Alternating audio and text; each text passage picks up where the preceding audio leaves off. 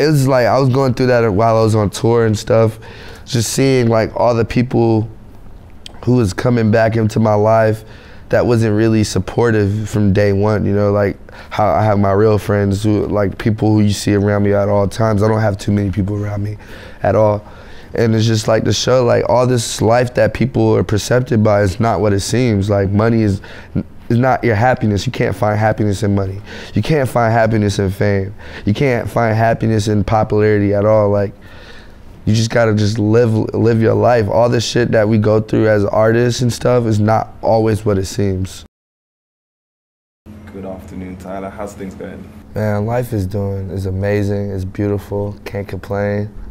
Always just blessed every day. And is this your first time being in the UK? Performing out here. Definitely performing. So it's cool. Well, we performed in Birmingham. That's part of Manchester too.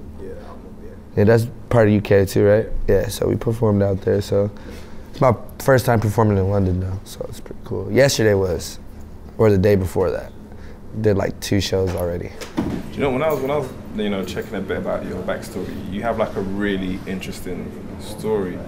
And I just wanted to know kind of like when you're going through like the hardship of being out homeless and that, what made you persevere and stick at your musical dreams?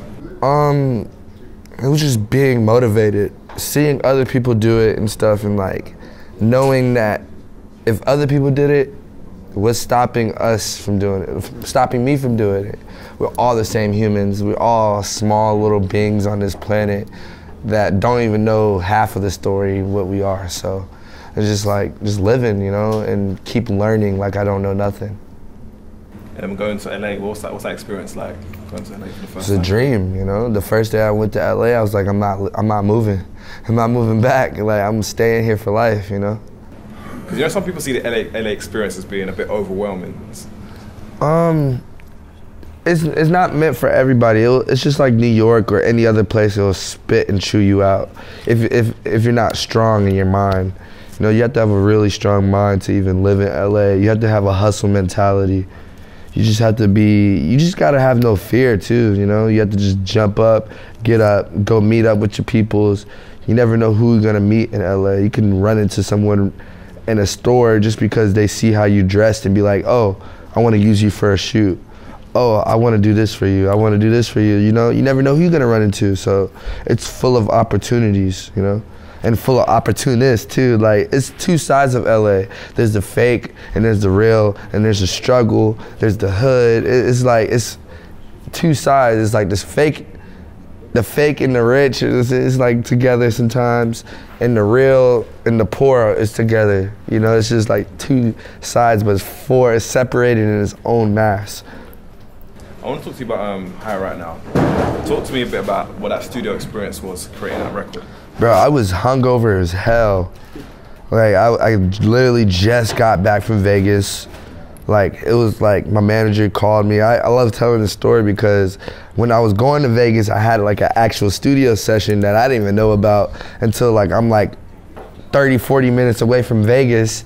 So it's like, we can't drive back. We already on our way, so we already booked our room and everything. So it's like, I'm about to go have fun and just come back the next day, you know? That was our plan in the first place, is to come back the next day. But then I had a studio session that same exact, like probably an hour. I was like an hour late to my studio session. It was a very important studio session actually. So it was just like, it was a story. I had to tell that story. And I made it with my homies Fernando and Nazari and Fernando Jainari. We all made that together, and I told the story, and we just created that whole project, you know. And it was real, like somebody actually did it. Everything in there was real. Like, it's quite descriptive. Yeah, it's pretty descriptive, you know. Like, it was just an ultimate high. Like, what happens in Vegas stays in Vegas type vibe, you know. When you're making your music, is it enjoyable, or is it sometimes you're not forcing it, but? I would never force a record, like ever. Like, every record is organic. If I'm not feeling it, I'm leaving the studio, I'm gonna do whatever I gotta go do. Like, if you're not feeling it that day, you gotta get out. You can't just force music, you can't force greatness, you know? You know, I was saying on the album, I think my favorite song was actually Ain't What It Seems. Ain't what it seems. It's true. Yeah. Talk to me a bit about that record, though. Ain't what it seems is just like, it's like I was going through that while I was on tour and stuff, just seeing like all the people who was coming back into my life that wasn't really supportive from day one, you know, like how I have my real friends who, like people who you see around me at all times. I don't have too many people around me at all.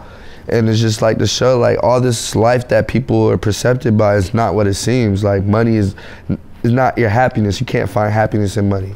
You can't find happiness in fame.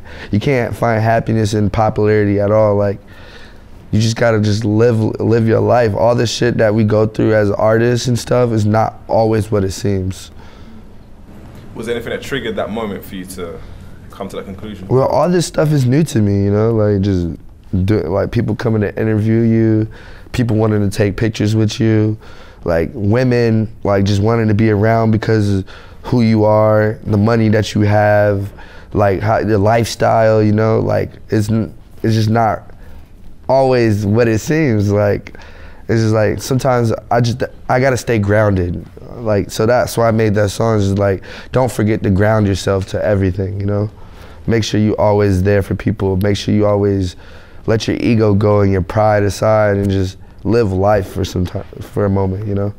I guess that kind of segues into They Ain't You. Can you give us a bit of the backstory of that record? They Ain't You is about a girl that is actually from out here. Really? Yeah.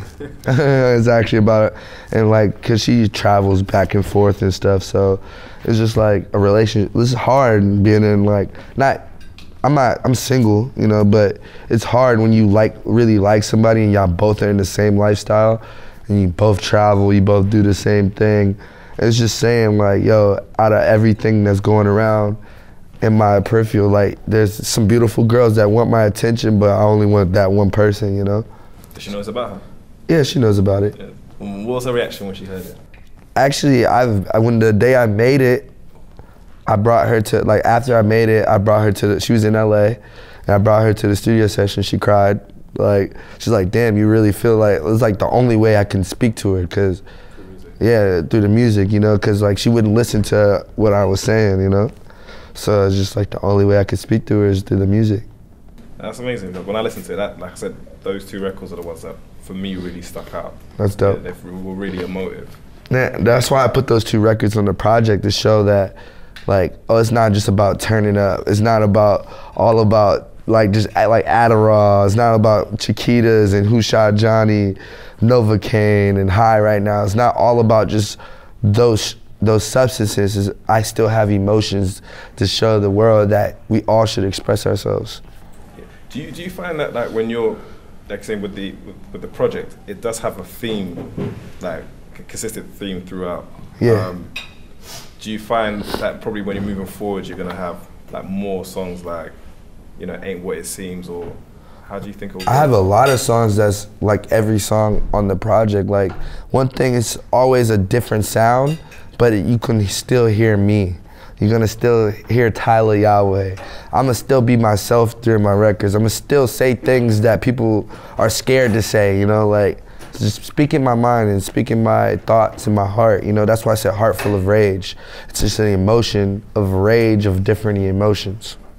And how's your family reacted to your album? Oh man, they're fucking loving it. They're loving it. It's crazy that my family listens to everything. Like, even though I talk about certain drugs things, they're like, yo, you having fun, you being yourself, and we support that, you know? So it's cool that I'm getting the support, because in the beginning of my career, they were like, no, you can't do this stuff. You can't be a rapper. You can't be an artist. This is not what you're gonna do. But I just left, and I showed them that I can do whatever the fuck I want. Fuck the rules. I'm gonna move to LA. I'm gonna go on tour before. I went on tour before I even moved to LA. So it's just like, I seen the world, came back to Florida. I was like, yo, this is not what I want. So I'm gonna go do what I want, you know? I mean, when you have those types of, like, I wouldn't say discouragement, but how do you go against that? Because if your family's giving you that, that's... I'm hard-headed. So, like they say, a hard head makes a soft ass, you know? So I had to go through certain things in life to learn that you had to, like certain things my parents said back in the days, I get it now. Like, I'm like, damn, now I actually get it. But at the end of the day, if I never went against those rules, I wouldn't be where I'm at today, you know? I've always wondered this when you're a breakout artist. Do you have like people who now have expectations for you to want to put them on and feel like you can just, you know? Nah, well, some people expect things like, nah, actually I don't, because the people that I keep around me, I told them that I'm gonna do this for them, and I'm gonna keep my promises, and I'm doing it now. Like, I changed a lot of my friends' lives, like being able to see certain things they never been around and seen the world. Like, one of my friends is out here today that never been in Europe, and he's the guy that dropped me off in LA on Venice Beach. You know, he's like, oh, are you sure you want to do this? And he believed in me for so long, and he's like, I know you got it in you, so like, it's only a few people. And kind of like along your journey so far, what are some of the things that you've learned, like being now in the music industry? Just appreciating life, man. Appreciating the small things. Little things mean the most to me. I don't care about the big things. Little things are like the most, because like you never know when you're gonna be dead or gone, you know? So I appreciate every little small thing. Everything I appreciate though. And when you're doing like arenas of this size in different countries, do you get nervous at all? Not at all. Not at all. I've been performing since I was like 13, 14, so it's like, yeah, so it's like doing like, what do we call them back in the day, talent shows and stuff. I was always ready to do talent shows at the summer school programs and stuff. I was in chorus and stuff when I was in middle school, so like, and I was the lead singer in chorus too, so it's like, damn, I gotta sing in front of all these fucking people, family and everything, so it just got me prepared for all that. And kind of rounding up, we were talking about this outside, that we feel that you're an artist that's gonna do really well in the festival circuit. Over here, your sound is like, it's distinctive, and also is your voice. But do you see yourself coming out to the UK more often and doing? Man, I'm gonna be doing the world tour for the next 30, 40 years from now. So until I'm on crutches, you know, like my back is out and I'm still doing world tours, you know, sitting down on a chair, playing a guitar or something, or playing the piano, you know. You grew up in Florida. Yes, sir. But it seems like it was a really tough experience. Oh, the whole Florida is rough, and like people, like where I'm from, they think it's Disney World, bro. Like, it's not Disney. What's it really like? Cause like I haven't been there, but my dad's been there. It's a mix. It's mixed culture. You got the Puerto Ricans, you got the Haitians, you got the Jamaicans, and you got the blacks, which are everything. Like, and it's like the Spanish don't like the blacks. The whites and the blacks don't get along that much. It's a mixed culture. So, and you got the hoods, and you got the police that don't like nobody. Like, they'll, especially us, our color, you know, they're ready to hit us at all times, you know. Like, the whole Trayvon Martin situation happened like 5-10 minutes from my block, you know. So it's just like, it's always, you be downtown Orlando and like people having shootouts just because they don't like each other, just because somebody's flexing harder than you, just because you threw more money in the club, somebody wants your attention. It's just like, it's hate everywhere. It's the same thing everywhere you go. Like, I've been Colombia, I've been to Puerto Rico, I've been out here, I was in Manchester, I seen some crazy stuff. I was out here, seen some crazy stuff. So there's a hood everywhere, and it's the same thing everywhere you go. So it's just like, it's nothing different. This world is fucked up, so. Do you ever worry when you go back to your hometown at all? Because people will say that when you go back, it could be. Yeah, I be on my P's and Q's, but I'm good. I'm good in the hood, so, cause I make sure I pay homage, and I got people who protect me just like anywhere else, you know. You just gotta be careful, you gotta know how to move. What does Heart Full of Rage mean to you as a body of work? Heart Full of Rage is just for the people, you know, to rage their hearts out, have fun, live life, express your emotions, live through my music, like express the things that I say like in my music that you can't really explain in your head, but you feel it in my music, so you just going out there expressing yourself. It's all expression, that's all it is. And then lastly, Who Shot Johnny? Tell us a bit about that studio experience. Who Shot Johnny was just, it happened, like, it just, one of those situations was like, yo, we need to make one for the hood, you know? We gotta stay, like, I love the, like, urban music. Like, even though I sing and I have, like, a rock, like it's a rock star vibe, you know? But I still have a trap vibe, too, because I grew up in the trap, you know? So it was just like, yo, everybody has that Johnny in their hood who got shot and nobody knows what really happened. So that's like, who shot Johnny, who shot this person, who shot that person, but you will never know. And lastly, you got any last words to your UK fans that you want to share? Fuck the rules. Live life, be positive, good vibes, that's it.